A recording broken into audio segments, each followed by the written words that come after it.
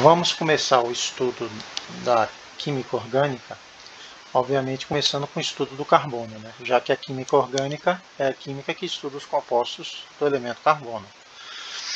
Quem se debruça sobre isso inicialmente, né, na segunda metade do século XIX, são Cooper e Kekulé. E isso ficou conhecido como os postulados de Kekulé, que dão a base da nossa química orgânica. Primeiro postulado: o carbono é tetravalente. O que significa dizer isso? Que o carbono pode fazer 4 ligações.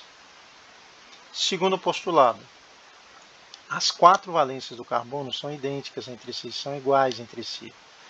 Isso quer dizer que se você tiver, por exemplo, uma molécula como o clorometano, na realidade essas 4 que eu estou representando aqui representam uma só, já que essas 4 ligações são idênticas entre si.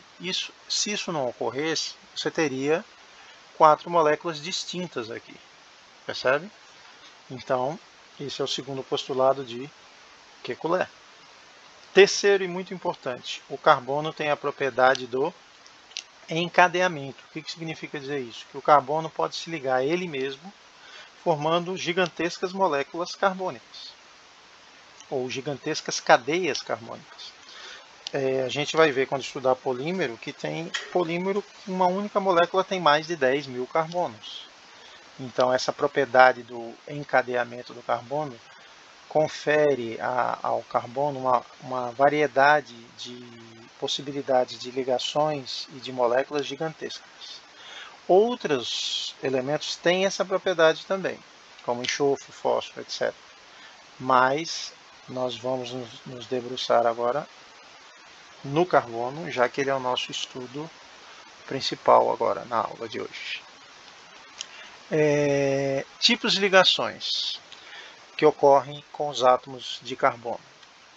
Existem 2 caras muito famosos aí, que é o Lebel e Van't Hoff, e eles propuseram que a estrutura tetraédrica do carbono é como se fosse, no caso do exemplo que eu estou dando aqui, o metano, onde você tivesse um tetraedro e no centro desse tetraedro você tivesse o carbono e nos vértices você tivessem os outros elementos.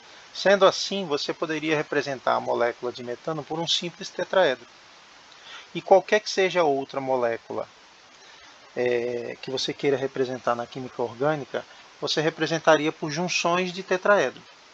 Então, se você tivesse uma ligação simples, seria, por exemplo, no caso do etano, um tetraedro ligado a outro pelo vértice. Se fosse uma ligação dupla pela aresta, se fosse uma ligação tripla pela face. Essas são as chamadas estruturas de Lebel e Van't Hoff.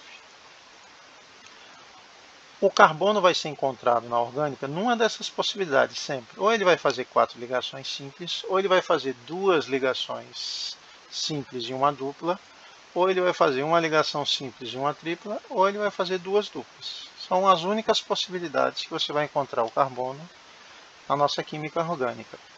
E na inorgânica também, né? Se não for ligação iônica, vai ser uma dessas possibilidades. Quais são os elementos que aparecem mais na química orgânica? Os halogênios, todos monovalentes, junto com hidrogênio. Os bivalentes, oxigênio e enxofre. Os trivalentes, nitrogênio e fósforo. Os tetravalentes, carbono e silício. Observe que quando um elemento é bivalente, ou ele vai ter uma dupla ou vai ter 2 simples. Trivalente, 3 simples, uma dupla, uma simples ou uma tripla. Tetravalente, como é o carbono, 4 simples, uma dupla, 2 simples, 2 duplas ou uma tripla e uma simples. Quais são as maneiras que você vai encontrar as cadeias carbônicas na orgânica? Bom, a fórmula mais simples seria a fórmula molecular, onde você indica apenas o número de átomos que existem na molécula. 3 carbonos, 8 hidrogênios, 1 oxigênio. A estrutural plana, que é bem interessante, pois ela mostra os átomos e as ligações entre os átomos. E a simplificação da forma de estrutural plana, onde você omite as ligações carbono e hidrogênio. Repare como fica, ó, CH3, CH2, O, CH3. Podendo também omitir esses traços. CH3, CH2, O, CH3. Essa é a chamada forma estrutural condensada. A mais usada na orgânica, sem dúvida, é a fórmula por linhas ou bastões.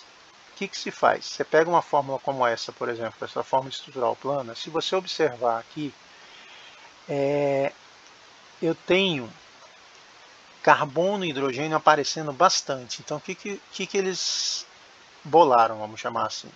Vamos omitir os carbonos, os hidrogênios e as ligações carbono e hidrogênio. Então é como se você pegasse uma borracha e fosse apagando todos os hidrogênios e todas as ligações carbono e hidrogênio, incluindo os carbonos também. Repare que você só não apaga o quê? Você só não apaga as ligações carbono-carbono e carbono com um elemento que não seja hidrogênio. E aí sobram o quê? Apenas traços e o que a gente chama de heteroátomo. Você coloca eles de uma forma, vamos chamar assim, zigue-zague, para formar os vértices que irão mostrar onde estão os carbonos, e aí você tem a chamada fórmula por linhas ou bastões. Essa é uma das fórmulas mais usadas na química orgânica. Existe uma fórmula chamada fórmula estrutural espacial. Essa fórmula ela é muito interessante porque, além dela mostrar os ligantes, ela mostra o ângulo das ligações. Seria o máximo vamos chamar assim, de fórmula que a gente poderia ter na orgânica em termos de sofisticação. Ok? Então essas são as principais fórmulas da química orgânica. Elementos organógenos são aqueles que aparecem mais na química orgânica. Quais são os elementos? Primeiro, o chon, carbono, hidrogênio, oxigênio e nitrogênio, seguido de menor frequência dos halogênios, enxofre e fósforo. Repare que são pouquíssimos elementos, comparando-se com a tabela periódica inteira que aparece na química inorgânica, né? São, contando aqui, ó, 1, 2, 3, 4, 5, 6, 7, 8, 9 elementos, você praticamente escreve todas as moléculas da química orgânica. Classificações do átomo de carbono na cadeia carbônica, muito tranquila. Carbono primário é todo aquele ligado a, no máximo, a outro carbono. Por exemplo, aqui não tem nenhum, então esse carbono é primário. Aqui eu tenho 2, né? Mas esse carbono está ligado apenas a outro carbono, então esse é primário. E o outro também é primário.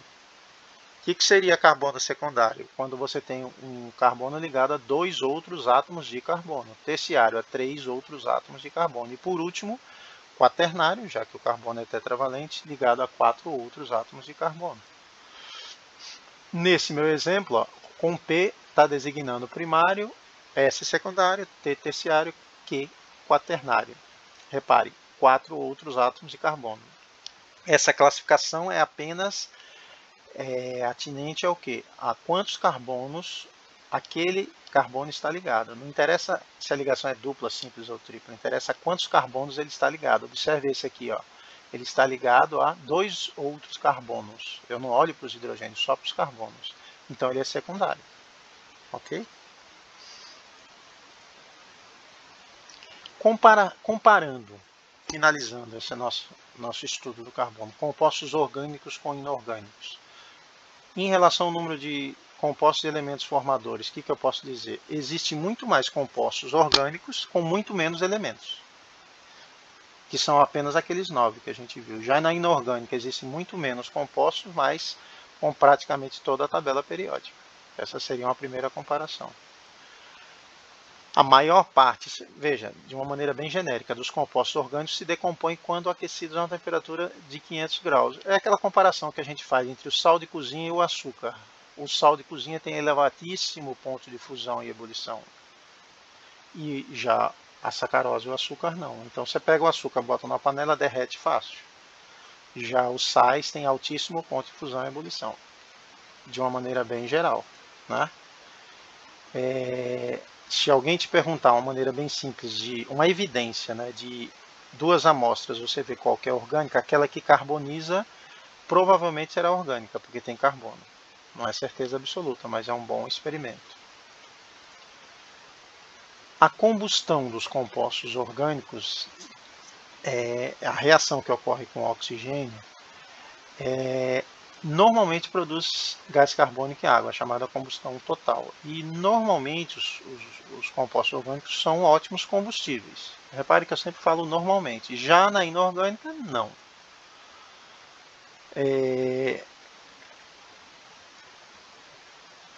A ligação predominante nos compostos orgânicos, vocês já devem ter observado nas fórmulas que eu coloquei, é covalente. Já nos compostos inorgânicos pode ser iônica, pode ser covalente também.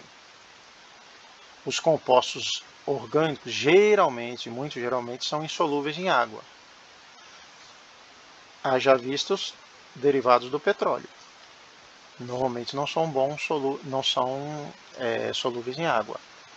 Já os outros, os inorgânicos, caso a caso, mas geralmente são solúveis em água. São regras bem genéricas, vocês estão vendo, né? E para encerrar, normalmente também, de uma maneira bem genérica, são biodegradáveis, ou são combustíveis, ou são explosivos, né? Então, esses são exemplos assim bem genéricos num comparativo da química inorgânica com a química orgânica. Ok?